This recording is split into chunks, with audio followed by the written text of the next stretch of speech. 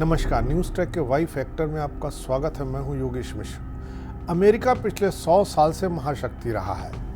उसने हर उस देश को नष्ट किया है जिसने उसे चुनौती दी है। जब जापान ने उसे चुनौती दी तो उसने जापान को पूरी तरह नष्ट कर दिया, परमाणु हमला किया। जब यूएसएसआर ने उसे चुनौती दी तो उसने यूएसएसआर को 17 टुकड़ों में तोड़ दिया। जब इराक ने सिर उठाया तो उसने उसे भी नष्ट कर दिया। कमोबेश यही स्थिति उसने ईरान के साथ भी की। आजकल अमेरिकी एजेंडे में चीन है, लेकिन भारत के अधिक भू राजनीतिक महत्व प्राप्त करने के साथ भारत की बारी आ गई है। यानी अपरोक्ष रूप से अमेरिकी एजेंडे का हिस्सा भारत भी हो गया है। पिछले 100 सालों में अमेरिकी उद्योगपतियों ने दुनिया के टॉप 10 उद्योगपतियों में अपना वर्चस्व कायम रखा, अपना दबदबा बनाए रखा। हद तो यह रही कि टॉप 10 में से 8 उद्योगपति तो सिर्फ अमेरिका के रहे। कई बार 9 उद्योगपतियों को भी उस सूची में जगह मिली और कोई दूर दूर तक जगह पा ही नहीं सका। जब चीन के जैकमा ने तीसरा स्थान हासिल किया उस सूची में तो उसके खिलाफ लॉबिंग शुरू हो गई, उसके खिलाफ अभियान चले और उसे भागना पड़ा। अमेरिका अब अडानी और अंबानी जैसे भारतीय उद्योगपतियों को पछाड़ने को तैयार नहीं दिख रहा है। इन कारोबारियों के पीछे वो पड़ा हुआ है।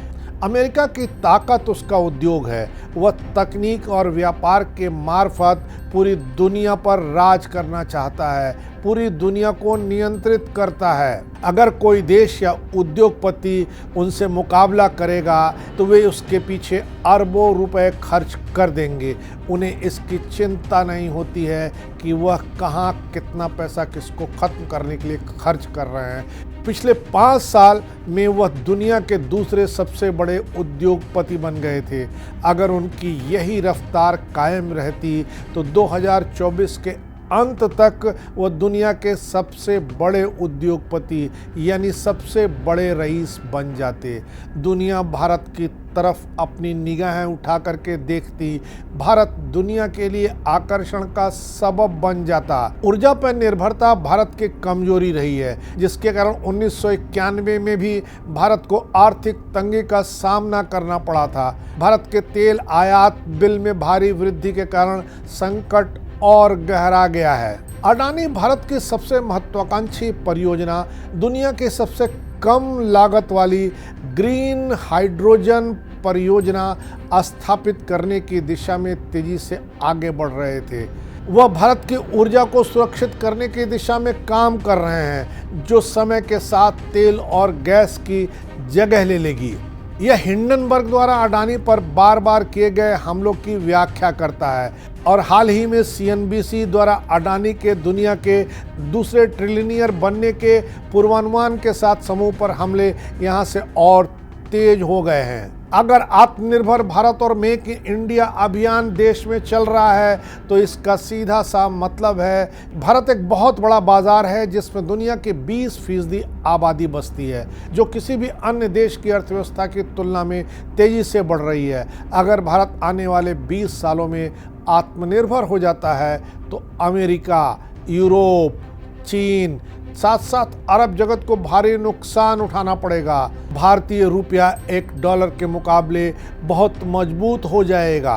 भारत में भी लॉबिंग शुरू हो गई है। हमारे यहाँ जयचंदों की कमी नहीं है। यही जयचंद 1 दशक पहले कृष्णा गोदावरी केजी बेसिन में भारत की तेल और गैस परियोजनाओं को समाप्त करने वाली शक्ति का कारण बने थे। यूट्यूब, फेसबुक, गूगल, एक्स ये सभी प्लेटफॉर्म अमेरिका के हैं। वह जब चाहे किसी के खिलाफ कोई भी अभियान चला सकता है, किसी भी अभियान को किसी हद तक ले जा सकता है। भारत में जयचंदों की कोई कमी नहीं है। चीन में यह सब आसान नहीं है क्योंकि वहाँ लोकतंत्र नहीं है। भारत में लोकतंत्र है, अभिव्यक्ति की स्वतंत्रता है। चीन में प्रोपेगेंडा, झूठ फैलाना आसान नहीं है। चीन भी चाहता है कि वो भारत को आगे बढ़ने से रोके, यह बात दूसरी है कि अमेरिका और चीन इस मामले में हम कदम नहीं हो पा रहे हैं। आने वाले समय में भारत के लिए और भी चुनौतियां हैं। अमेरिका ने अफगानिस्तान में रूस के खिलाफ तालिबान जैसे संगठन को खड़े करने में अरबों खरबों रुपए खर्च कर दिए। भारत को स्थिर करना काफ़ी आसान है। यहाँ जयचंदों की कोई कमी नहीं है। यहाँ के कुछ नेताओं के बयान देखिए, वे खुलेआम विदेशी एजेंट की तरह बात करते हैं। यहाँ ज़्यादातर लोग बिकाऊ हैं। जब तक भारत के लोग होशियार और चतुर नहीं बनेंगे तब तक भारत महाशक्ति नहीं बन सकता है। भारत एक बहुत बड़ा बाजार है, इसलिए हर देश की निगाह यहाँ टिकी हुई है।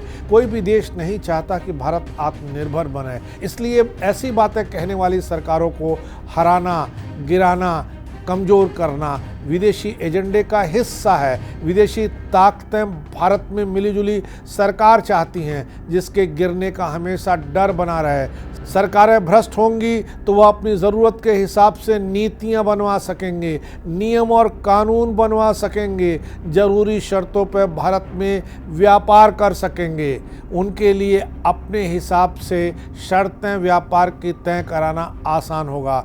भारत में पिछले 10 सालों से स्थिर और मजबूत सरकार है। उन्हें परेशानी है कि भारत सरकार अपने ही उद्योगपतियों को मजबूत बना रही है। उनकी सोच है कि उनके पंख काटे जाएं।